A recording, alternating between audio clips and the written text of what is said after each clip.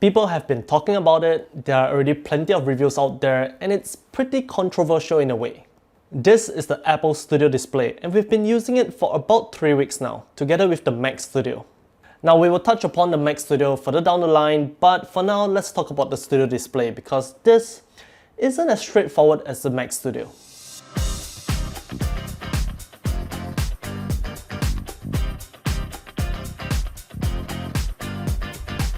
So, what's the controversy all about? The main factor comes down to the price and its relation to the specifications on paper. The Studio Display retails for about 2,400 Singapore dollars or 1,600 US dollars. For that amount of money, you're getting a 27-inch IPS panel with a 5K Retina resolution at 5120 by 2880, giving you 218 pixels per inch. 600 nits max brightness, support for 10-bit and P3 color along with True Tone functionality. Most of you probably already know this, but the specifications of the Studio Display is basically almost the same as the LG Ultrafine 5K that's already been out in the market for a few years now. The only main difference between the two is a slightly higher max brightness on the Studio Display, and of course the price. But it doesn't stop there.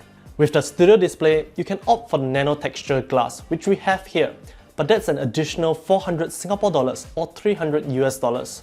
Now for all you Apple fans out there, you are probably elated by the fact that the Studio Display does indeed come included with the stand for that sticker price.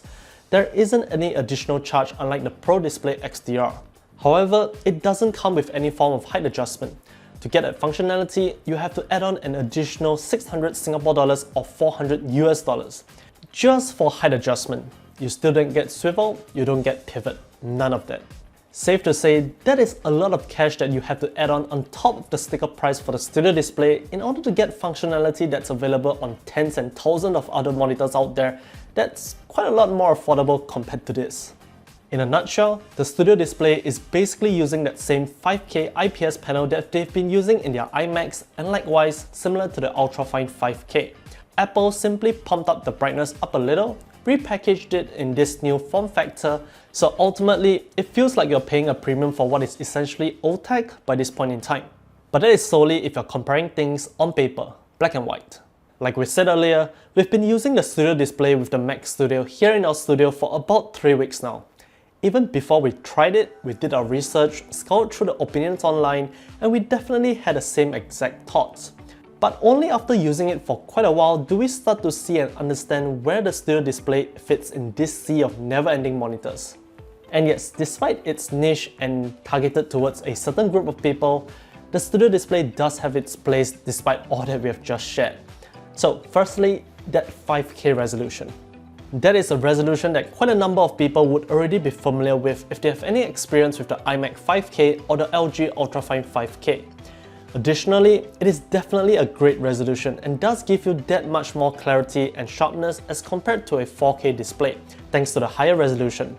But part of the reason why it just looks so much better is the fact that the resolution of 5120 by 2880 is exactly twice the resolution of 2560 by 1440 on both axes. That means scaling is pretty much perfect as the system can simply combine 4 pixels to create 1 pixel. Compare that to a 4K display, where if you did 200% scaling, while it'll also give you a sharp image, it is a 1080p canvas as compared to a 1440p canvas.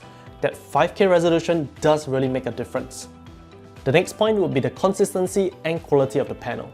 Now of course, we only have just one Studio Display, and our experience is solely based on just this one unit.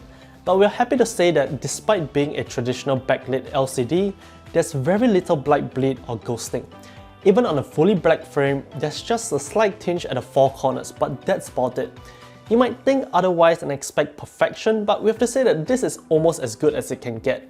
It is pretty impressive for IPS. Now as we've just mentioned, and you have already probably noticed, but we have the Nano-Texture glass option here, and it's pretty fantastic. It does kill quite a lot of reflections and it doesn't really affect the sharpness of the display all that much. It is, however, an additional $400 or $300 depending on where you are. But it is quite something to take note of because the Studio Display would be one of the few monitors out there where you can actually opt to have a standard glass type display or a matte type display. There aren't many out there that will give you that choice for the exact same monitor. And then we come to the build quality, and the Studio Display basically surpasses most, if not all, the other monitors out there. Most monitors are going to be primarily made out of hard plastics with some metal here and there for the important structural bits. Not the Studio Display. This is entirely decked out with aluminum, and it really makes for a more premium look, fitting right in with the rest of Apple's lineup and definitely the centerpiece of your desk setup from any angle. Now of course, most of you aren't probably going to be caring too much about the build quality itself apart from the panel, so in that sense, it might not be as important to you, but at least for the Studio Display, you kind of know where that price went to. Lastly, we have to talk about the speakers.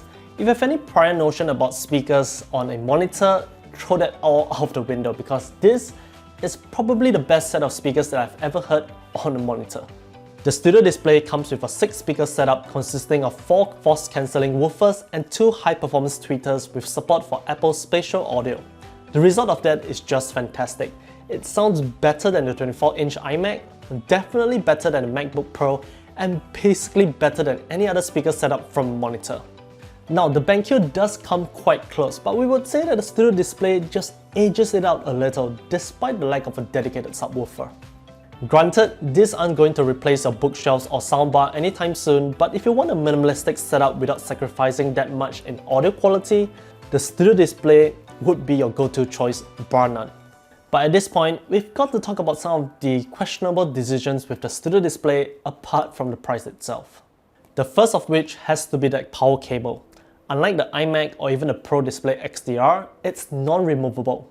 Of course, this was done because Apple decided to over-engineer and design a whole new power supply unit for the Studio Display just so that it will fit within the sleek chassis and not have a power brick lying around like the iMac. But I can't help thinking that it could still have been implemented somewhat given the fact that it's actually removable, just not user removable. Another point of controversy is that new 12 megapixel webcam. Now, a 12 megapixel webcam built into a monitor sounds fantastic. Not to mention that it supports Apple's new center stage feature thanks to the inclusion of the A13 chip inside the Studio Display itself. It's been some time since the Studio Display has launched, and Apple did release some firmware and software updates since. But the quality of the webcam is still subpar in our opinion, especially more so given the great specs that it has on paper. The microphones, however, do sound great, which is quite a shame. As we've mentioned earlier, the panel itself is fantastic and it's pretty much great to use casually or even professionally to do with photo editing, video editing and more. It's a really beautiful panel. But for the price point, we really did wish it came with ProMotion. However, we do understand that this is a limitation because the Studio Display comes with Thunderbolt 3 and not Thunderbolt 4, and thus it cannot support that 5K resolution at 120Hz. But had it been Thunderbolt 4, that would have been possible and it would have made the monitor so much better. We come to our last point, and it's the fact that the Studio Display does not have any form of hardware controls. Which means if you're planning on using this with a Windows PC or anything else other than Apple, you lose a lot of functionality. You basically can't change the brightness, it's always on maximum, and you can't really change the color profiles either because that's all controlled via a Mac. Spatial audio, center stage, all of that wouldn't work when connected to a Windows PC as well. So in a nutshell, the Studio Display is meant to be used with Apple products and mainly Apple products only. As you can tell with all that we've just said, the Studio Display really isn't that straightforward. True enough, if you're just comparing the specs on paper, the Studio Display doesn't really make a ton of sense. If the panel is all you're concerned about, don't look at the Studio Display, for there are tons of better options out there that's going to be more affordable for arguably the same experience, or better for just a little more. But if you consider all the other aspects about it, such as the all-aluminum chassis, the overall design, those banging speakers, the supposedly good webcam and much more, the Studio Display really does make for a whole different package. And of course, it's by Apple, and thus it does really work best with a Mac, zero fuss whatsoever. Is it a good monitor? Yes. Does it have flaws? Also yes. The Apple Studio Display is by no means a value purchase by any stretch of the imagination. But if you're someone who's specifically looking at this particular set of features in this entire package, the Apple Studio Display might be your only option, as long as you don't mind the price and its questionable design decisions.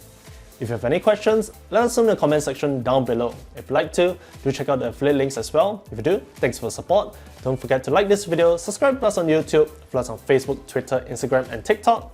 Till the next one. See ya!